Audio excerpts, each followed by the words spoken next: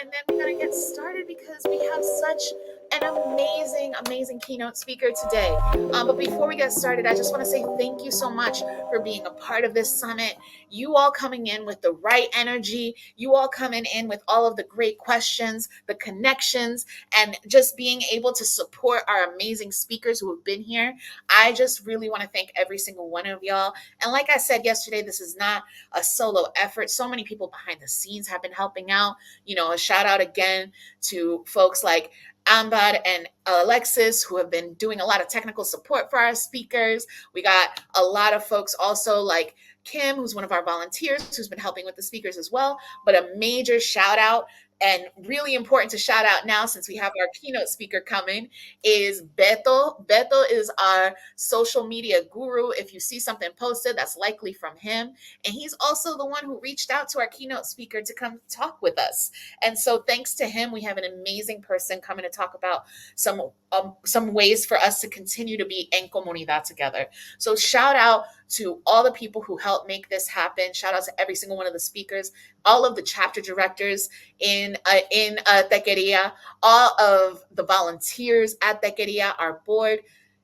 This could not happen without you. And it's not over yet, because after today, after an incredible session that we're about to have, tomorrow is our career fair. So I want all y'all to be showing up and be ready for these recruiters and get that bag, okay? So with that being said, I am really, truly honored and excited to introduce our keynote speaker for today. So I need to pull out, the information, because this is an accomplished person that you all need to get to know. So first off, welcome to Carlos Sanchez, the Executive Director of Casa Latina at Davenport University.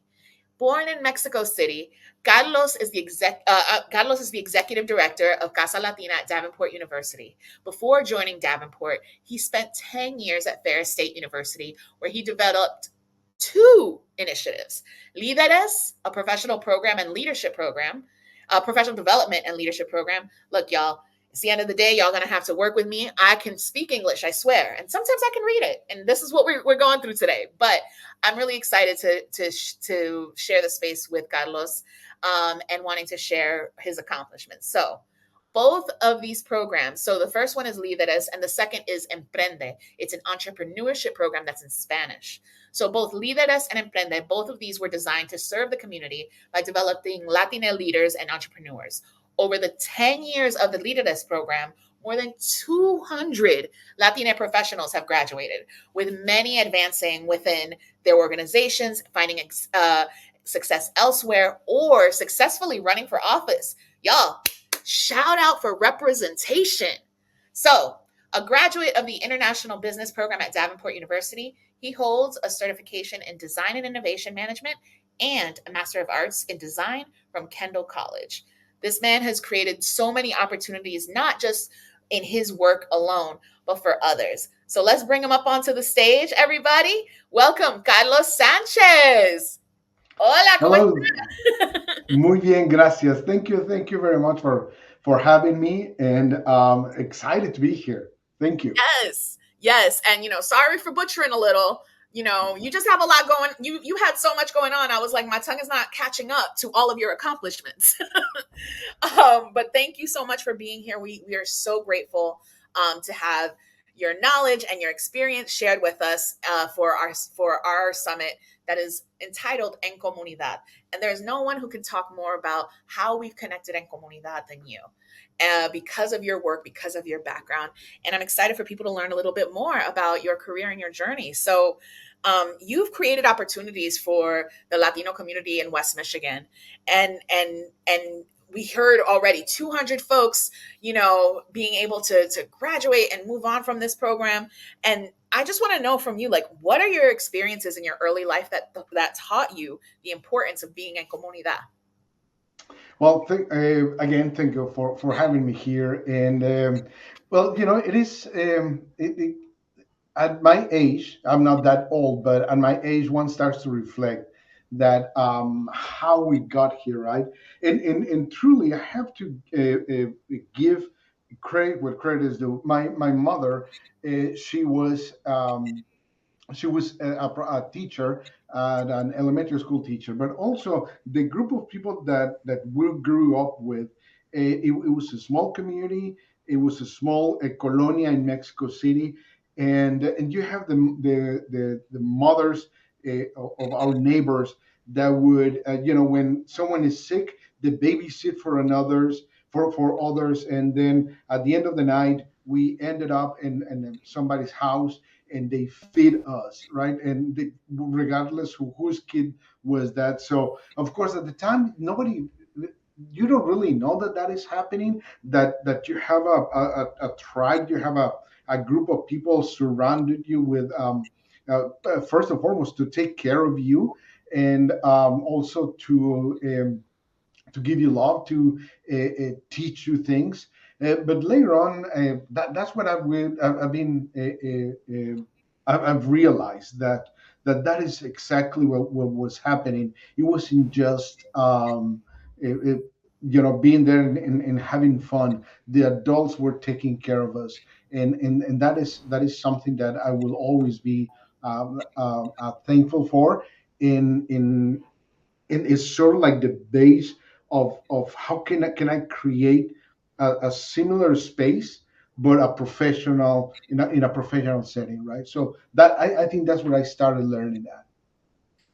That, the idea of the way that our families create the village around us to make sure that we're all taken care of no matter like what's happening, and we all support one another. That's something that's so ingrained in our culture, and it's something I grew up with as well. And I love the fact that you had the foresight to think, how do I translate this in a way to create villages in my professional life as well. I'd love to know from you, like, what was maybe like a pivotal moment that you realized that, okay, change needs to happen, but that's not something I can do by myself. I need to bring in others. I need to have a collective effort. Sure. I was the executive director at the West Michigan Hispanic Chamber, and at that moment, because of the position that I had, I was very out there, right? I mean, a lot of people see me, and I had speaking opportunities, etc. So every now and then, someone usually younger than me will come and say, "Can I talk to you for a minute? I have these challenges," sort of like looking for a mentor.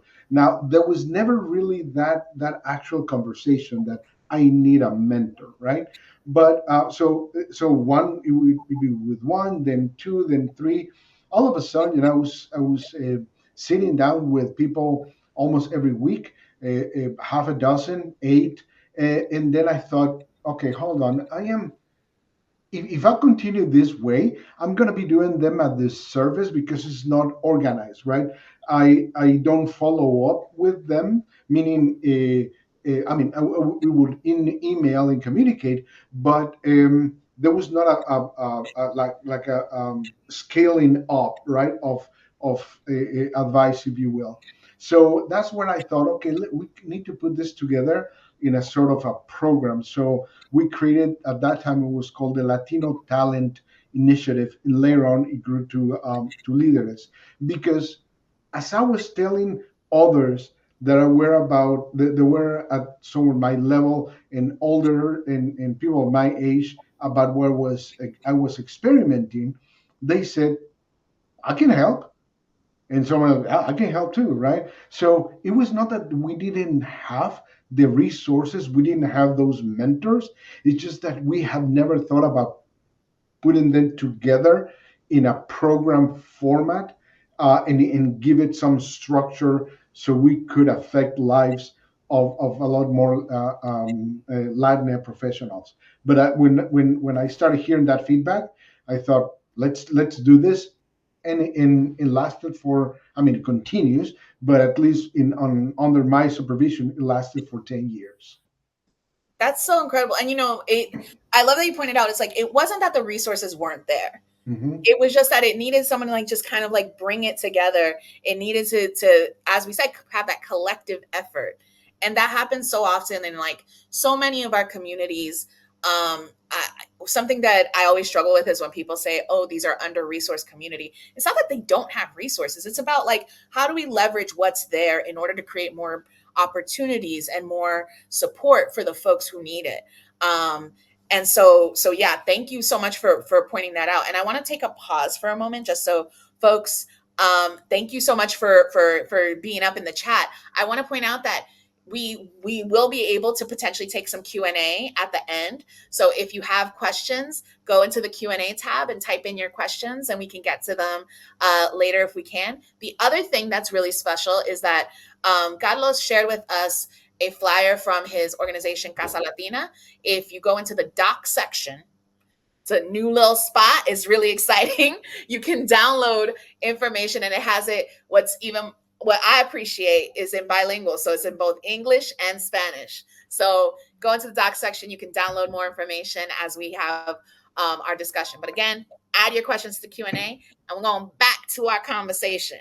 As you were saying, you were thinking about making sure that folks are able to kind of like have an organized approach to the resources that were already at hand, and for this program to then live on till now, but you were able to oversee it for the 10 years. And for that, I'm thinking back to what you were talking about con la madre, and how the concept of community seems to have really shaped the work and the leadership approach you have. And I'd love to know, like, is one, am I reaching by saying that, or and two, like, how do you think those experiences shape the work that you do now? Yeah, you're right. The interesting because we developed this out of nothing. I mean, of course, I look at other type of programs and adapted what I was seeing to this and others. So I'm not saying this has never happened, right? But at least in the area where I am, there was nothing like this. So we were experimenting and trying to figure out what worked, what didn't work, and what I found out is that uh, the participants of the program each year they were getting a lot of information. They were getting a lot of a really good education, if you will. But our presenters we're getting also an education.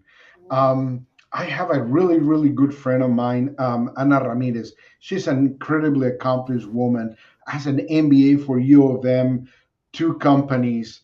I mean, so you might see her and say, she's done, right? She's just like what else has she has to learn? But Mm, every single session that she did, she will tell them and come to me. I've learned this today and I'm going to implement this other thing, or I should not do this anymore. So the learning was happening both sides. That's what I say when someone says that I'm a self-made entrepreneur or I'm a self-made whatever. I really I really well, first I don't like when people saying that, and I don't think there is such thing as a self-made individual, right? Yes, you might come out from nothing, and if you're successful, fantastic. But if you attended private school, you were not self-made. It was a community that pulled the resources via taxes to give you an education, right? mm, If you receive, I mean, those that came from nothing, you had support, government support, or if you were lucky enough to have a well-to-do family and they pay for your school and this, well, you're not self-made, right? Everybody really contributed to your thing. I'm not taking anything away from the individual, but it is a myth because if you believe that myth that of a self-made, then for others that might see that there are no resources out there, that might stop them because they might not feel like I cannot do that because I don't have it within me. Yes, pretty much everybody has it. It's just how much you want to experience to experiment on yourself. So we sometimes we tend to believe a lot of the a lot of the stuff that they tell us, that I don't think is true. Like this myth of a self-made individual. Everything is because there is a community of people behind it. Backstage, you don't see them behind the curtains, etc. So it is really the community that helps us do what we need to do. Carlos, I just have to give you so much props because, I not only am like 100% with you on like there's no such thing as a self-made person, but every time I've thought about that, I've thought about it as like, oh, like you have family, you have friends, there are people who care about you, there are teachers and all that. But I've never done the like extra work of like going even further of like, yo, taxpayers paid for the school that you are That's in. correct. People did all this work that you're never going to know about and it's going to be completely silent, but it helped create who you are. And it just goes to show that this like when people say it takes a village, sometimes you don't even ever meet or see that village. So yeah, thank you so much for that. I'm taking that with me for sure. But speaking of like individualism, leadership is often portrayed as such an individual achievement. And so I know that you work with a lot of different organizations, and the way that you've been sharing your story, you've been really connecting it to like your approach being deeply communal. So I would love to know how you practice shared leaderships in the spaces you lead. Um, it is it's not an art form. It's something that you need to, or I have to learn. Right? Trying to there's one thing that I have to that I'm trying to learn. Speak for myself rather than saying it's something that you have to learn. No. So speaking for myself, right? So it's something that I had to learn because so I am not originally from here, from Grand Rapids, from West Michigan, from the U.S. by that matter.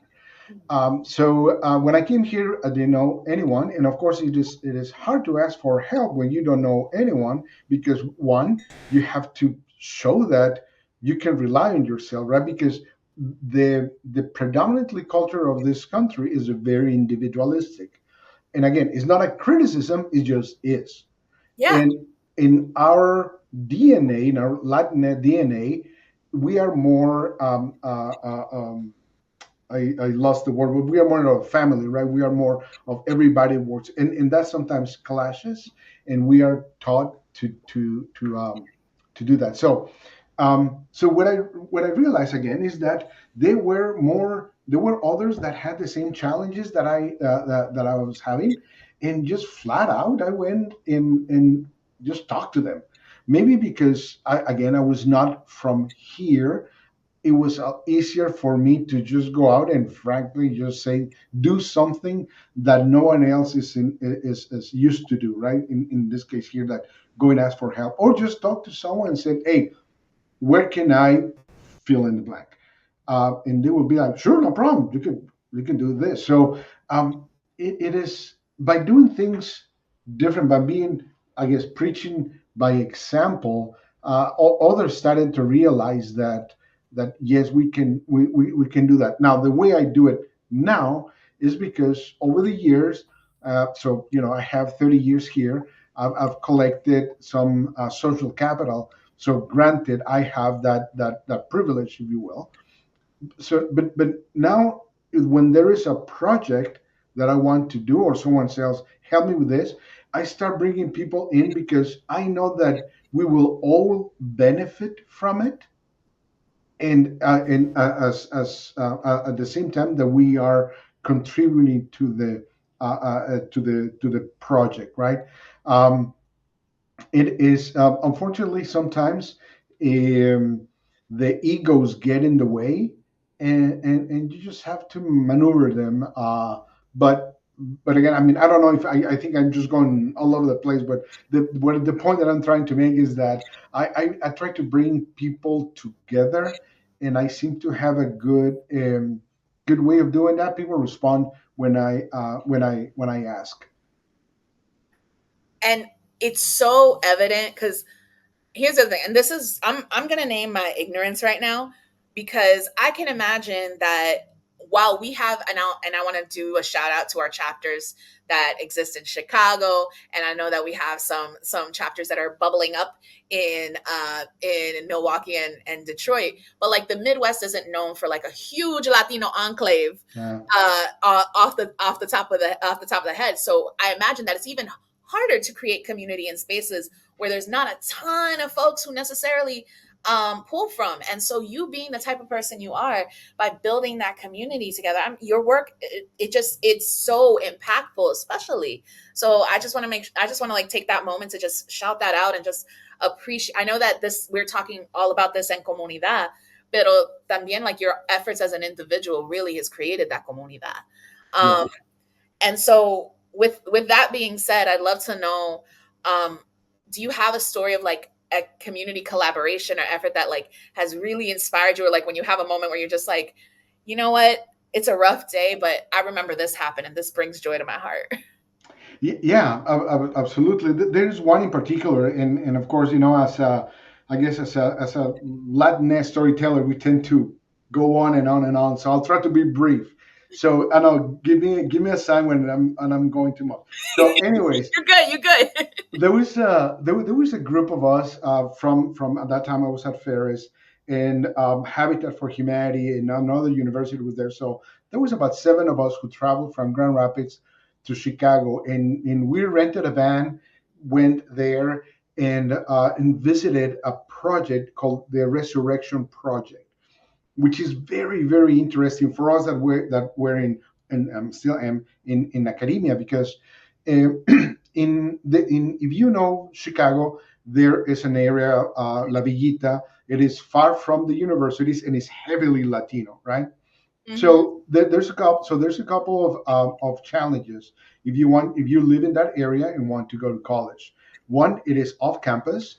So the first years at college, you need to live on campus. It's a little bit more expensive. Well, I mean, it has a cost. If you live at home, there's no cost basically. But you have to live on campus. You have to pay to get there, right? It's a long commute. And basically, some young Latino students at that point, they serve as the translators for their families, their connectors. So if you take that individual out of the family suffers. So what some universities did was they remodeled this building right in front of a middle school, and each floor was DePaul or University of Chicago, etc. So they had different, and they declared all those universities that was considered campus living. So they didn't live at home; they lived in a dorm, but like 5 blocks away from where they live. So they solved that issue. So when we were there, we thought, how can we, if not replicate this, but how can we do something like this in our community? So we came home, and it took us a good 7 years to launch this. It was called the Granville Project at that time. Now it has a different name, but it's because it's a Granville Avenue, predominantly Latino. So it of course it morphed into different than we thought it would be. But now there is a Grand Rapids Public Schools middle school and high school that it is also an immersion school, so kids learn in English and Spanish. The Habitat for Humanity develop housing, a different type of housing, more for so instead of two bedrooms, for example, 3 and 4 bedrooms, because they realize that sometimes we have our younger children living at home, and our abuelitos are also in the same household, because that's what we do, and also because of economics, right? Yeah. So they did that different. And now there's a park, and for a while there was university representation there, but it is different.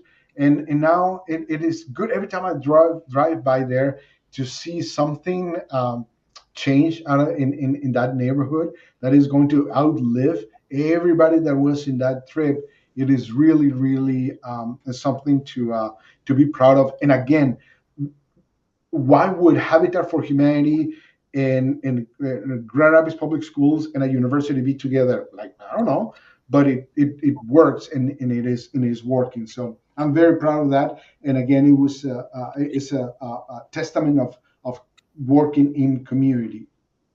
Absolutely. Oh my God. The the fact that these three institutions could come together and really speak to the needs of the community and build something, like you said, that's going to outlast and Mhm. really have such a long-term impact. And I'm trying to also like focus and not pay attention to the fact that folks are cracking up in the chat over having to live at home and that not Oh, really being no yeah, cost, because that's, you right. still don't get no privacy. Pero listen, we do what we got to do when in order to keep the cost down, y'all. There are other ways we got to pay. But yeah, no, that's beautiful. That kind of collaboration really does impact the community in long-term ways, but it also makes those, like, it makes Habitat for Humanity, it makes the university, it makes the schools just really deeply ingrained into the community and being able to really speak to what's necessary. I love Hmm. that so much. So that being said, talking about, I want to get back to talking about the Latino Talent Initiative Hmm. at Ferris State University. It's all about developing leadership within the community. And I also wanted to, speaking about leadership within the community, because I also don't want to make people think that I was downplaying the Midwest Latino representation. Listen, I know Chicago like has a deep seated Puerto Rican population, and that and the young lords were also a big presence there. Trust, we know that we've been represented there for a long time. But talking about bringing in leadership from the community, why is that so important to you? I mean, it is because the folks that live in this community know what it is ailing them, right? Know what where is hurting, and there's there's a book that I read. It's called I'll get back to me, but it's tomatoes in the Zambesi, something like that. I have the book somewhere here. Anyway, so the point is that in Africa there was a valley, there was a town where an Italian group of people arrived to help, some from an NGO, an international NGO. So they arrived there and they saw that they were not growing fruits or anything in a particular basin, right? So they said, no, we're going to teach you how to do it. And they say, no, we cannot grow there. And like, why not? Look at the soil, it's so rich. You can grow here tomatoes. And so anyways, they went and like, no, no, you don't know anything about it. We'll do it. And they planted tomatoes, lots of tomatoes.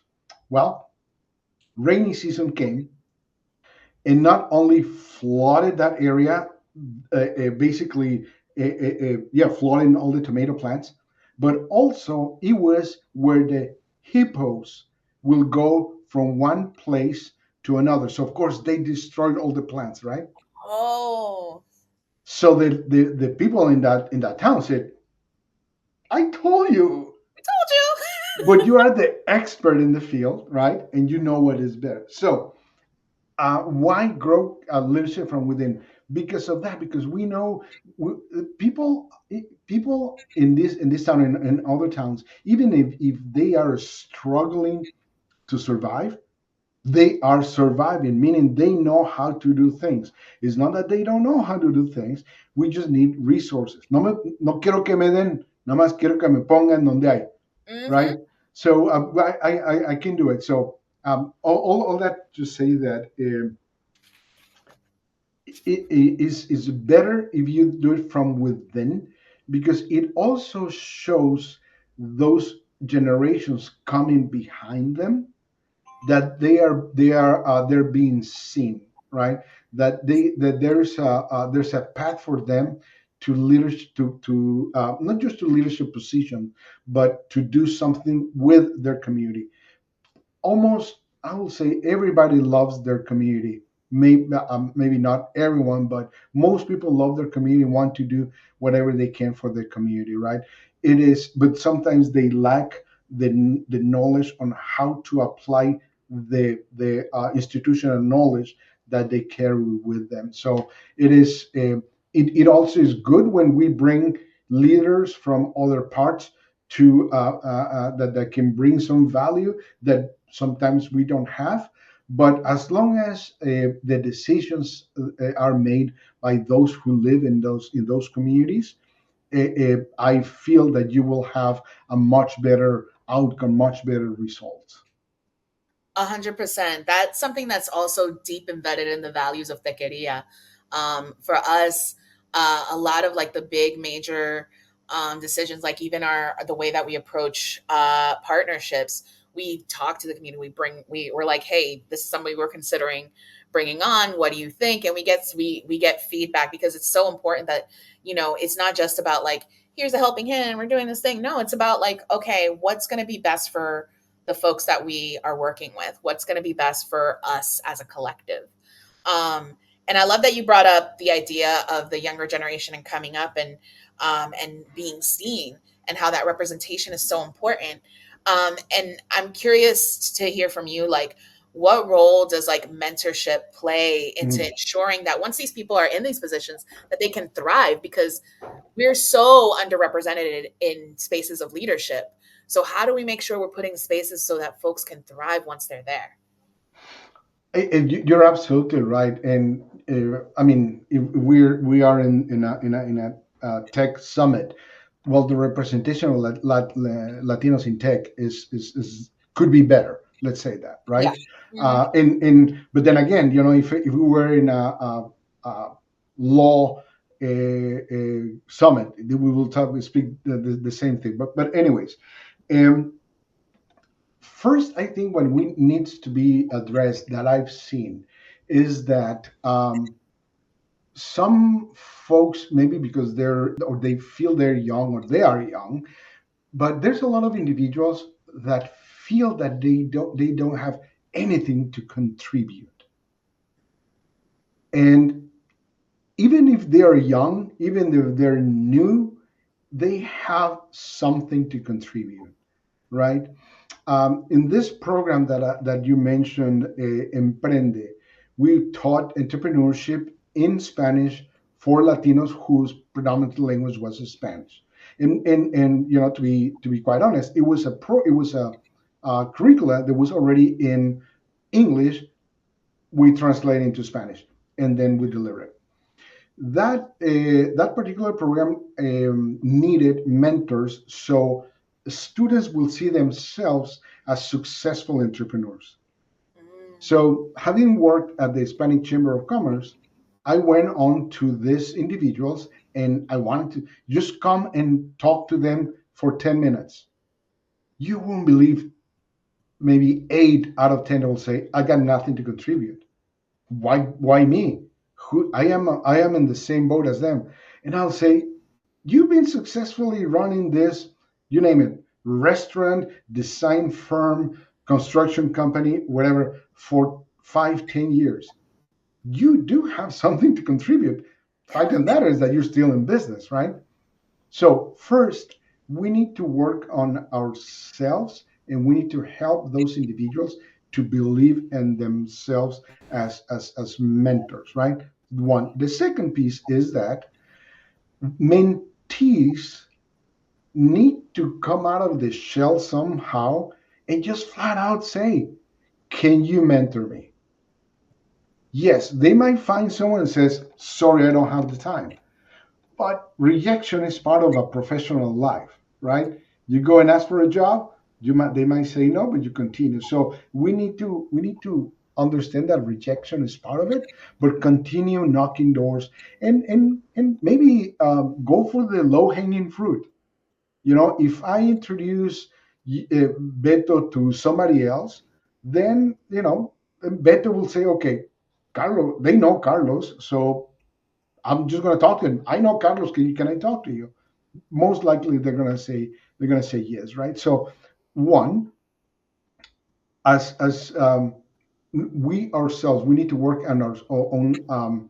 I don't know if it's self-esteem, but we need to work on believing that we can actually help someone else. Sometimes maybe mentor seems like, oh my God, I have to be 60 years old and have millions of dollars in the bank because no. It almost anybody can be a mentor, right? Mhm. And also as mentees, we need to just encourage people to just knock on doors and ask because it is institutional knowledge that if it's not passed down, the new generation is going to make the same mistakes as the older generation. Mhm. And the idea is that yeah, you we need to make mistakes, but if I can avoid to make the same mistake, right? I make my own, and then I'll pass that knowledge to other generation. But we sometimes we continue making the same mistakes, and that is what we need to avoid. I think. I love so much that you're pointing out the idea of mentor feeling like such a big word because Mm, as you pointed out, like there are people who've opened up their own businesses and had them have them happen for a long time. People with generations of folks who've had restaurants in their family, of folks who have all kinds of they like you said design firms and all kinds of things, but don't think that that what they did is all that special when in fact it is to be able to have something sustained for a long time. That takes so much skill, so much work, and it's important, like as we've been saying a lot in some of these sessions, is to really point out to people and give them their flowers when they're doing something incredible, so that exactly. they understand that they have so much more to share to those coming up. And one of the things I was thinking about as you were sharing, because Latina folks, we've been in this country longer than it's been a country, you know? Right.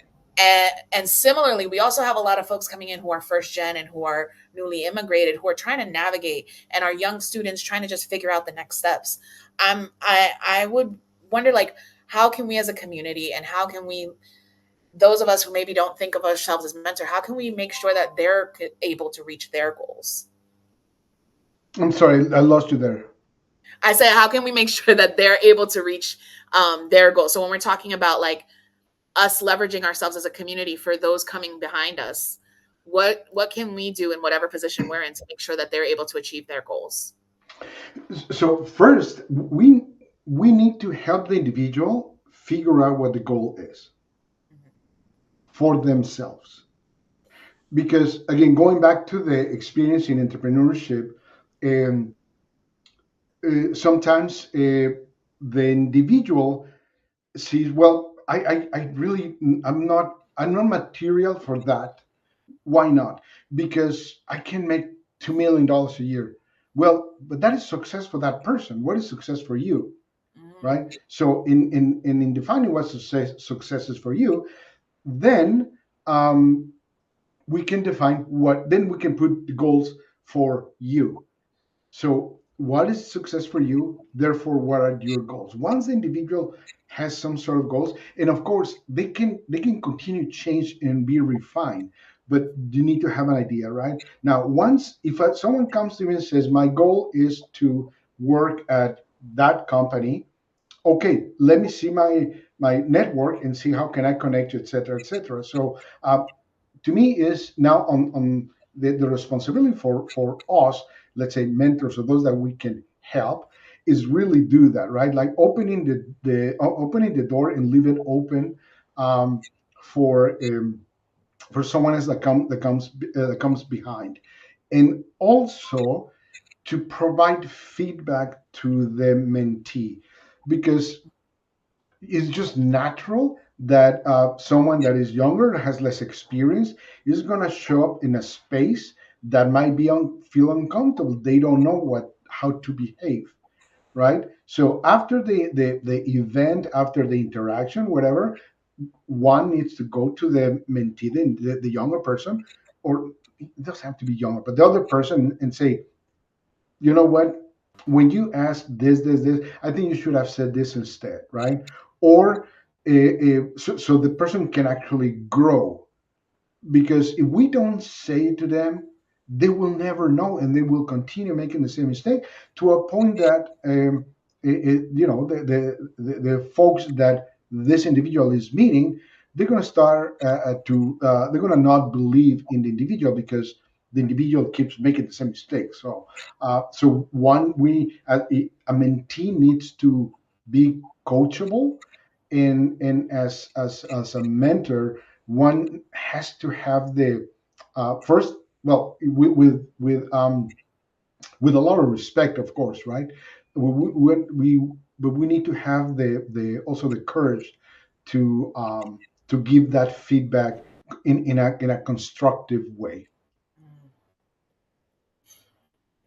I think that that's so important because it's it's one thing to be able to ask for the support, but then once the support is provided, being able to process it and take in the feedback that you're given, in order to make changes moving forward.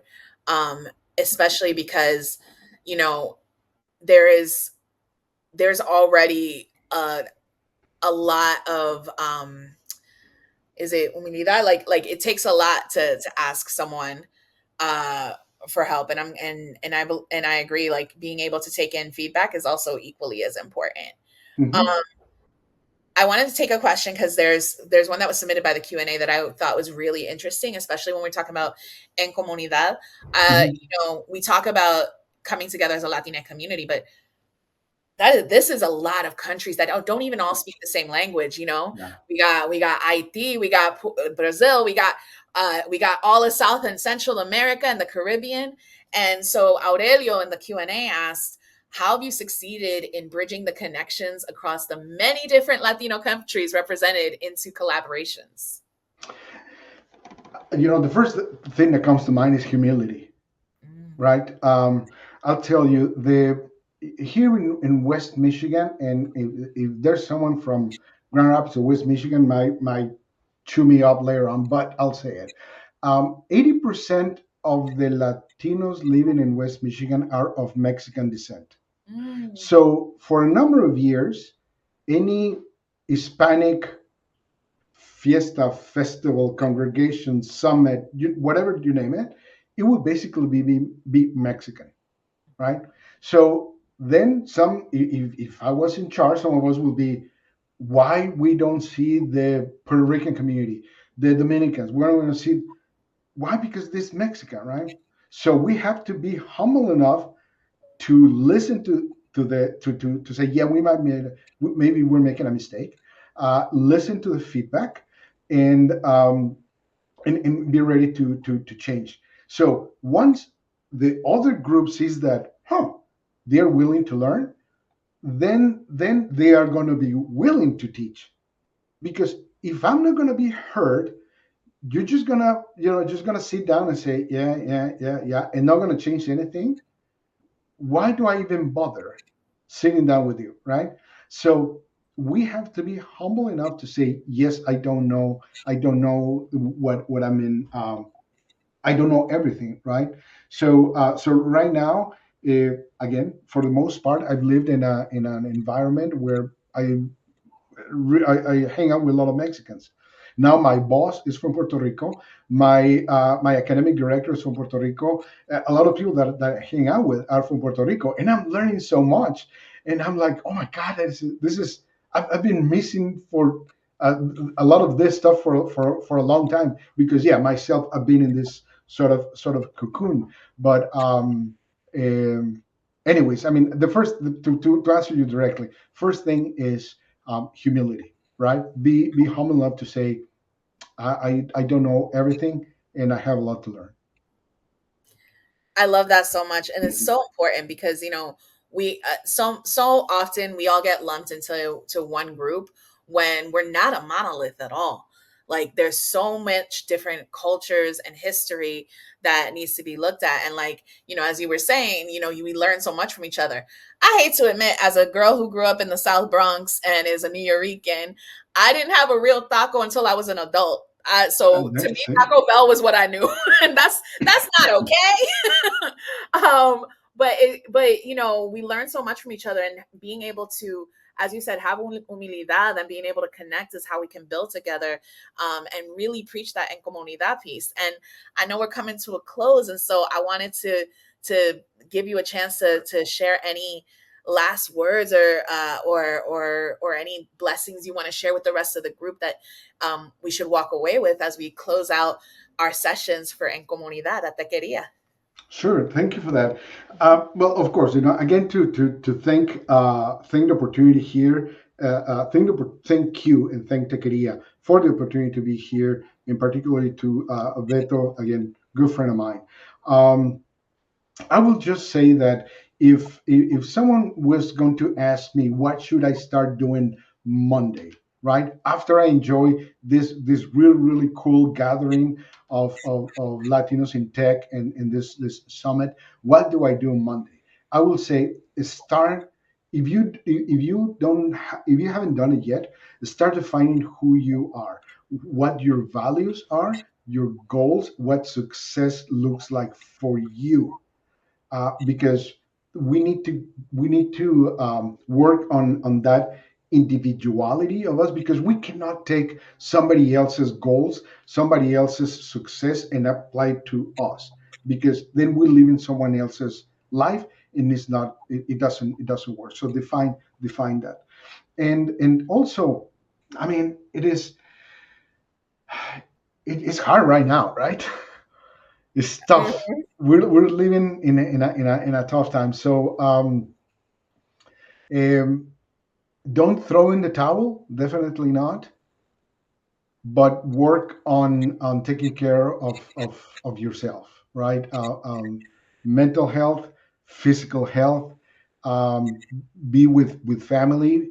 Um, I have not watched live news in months, if not years. I get them filtered, and I put music. I love that you started with music, because that just lifts it up. And if anybody here is a little bit of a scientist, that actually hits the brain, and it makes changes physically in our body and in our mind. Music. So don't throw in the towel. Take care of yourselves, and define your goals and your values. Oh, Carlos, I could not have asked for a better a better list of things to do first thing Monday morning, as we process everything we've learned in the last couple of days with Tequeria. And thank you so much for your words, but also just thank you for the work that you have been doing throughout your career. You've created community and build systems that not just like helps people in the immediate, but you're building generational support and generational leadership for our community.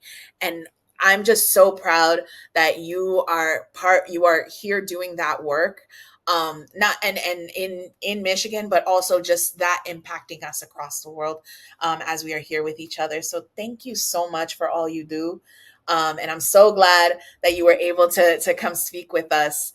And thank you for your words. On Y'all heard it, on Monday we're going to be taking a moment for ourselves. We're going to be processing the things that we learned. We're going to be we're going to be hitting up those connections that we made, and also making sure that we're building community with each other, con humildad, como dijo Carlos. Okay, That's thank you right. so much, Carlos, for being with Thank us. you.